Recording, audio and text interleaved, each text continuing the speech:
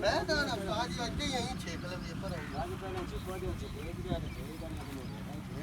ਆਪਾਂ ਕੋਈ ਦੇਖਾ ਪੜਨਾ ਆਪਾਂ ਤਾਂ ਕੱਢਣ ਵਾਲੇ ਬੇਲੀਆਂ ਨਾ ਅੱਛਾ ਸਾਡੀ ਗੋਬਲ ਆਈ ਤੇ ਚਾਵਣ ਆਇਆ ਤਾਂ ਅੱਗੋਂ ਪੈਣੇ ਕੀ ਇੱਥੇ ਕੱਢ ਗਿਆ ਤਾਂ ਆਪਾਂ ਚਾਹ ਇਹ ਤਾਂ ਲੋੜਾ ਰੂਪ ਕੰਮ ਨੇ ਸਾਡੀ ਗੋਬਲ ਆਈ ਬਸ ਕਿਸੇ ਉਹਦੇ ਬੜੇ ਜਾਂਦੀ ਰਹੇ ਤਾਂ ਉਹਦੀ ਹੁੰਦੀ ਮੈਂ ਚਾਹ ਲਿਆ ਨਾ ਜੀ ਇਹੀ ਹੋ ਬਾਬਾ ਜੀ ਮੈਂ ਬਹੁਤ ਲੈ ਦੇ ਬਸ ਹੁੱਕੀ ਝੁੱਕੀ ਸੇਕ ਲੈ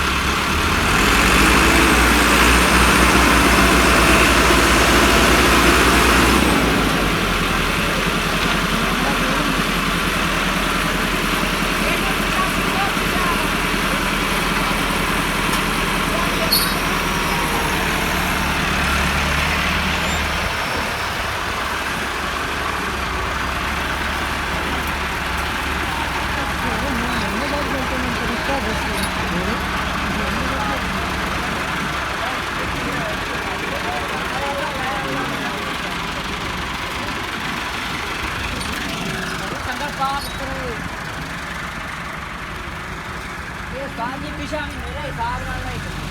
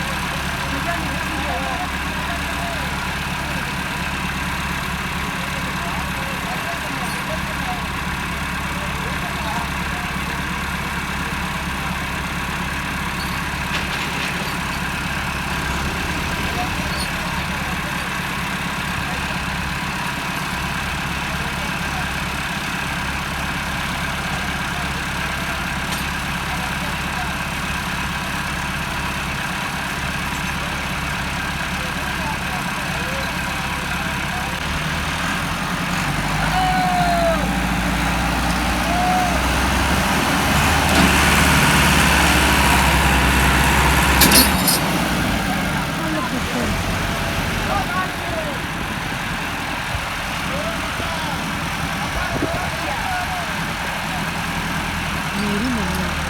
पहली मक्कर की चिकन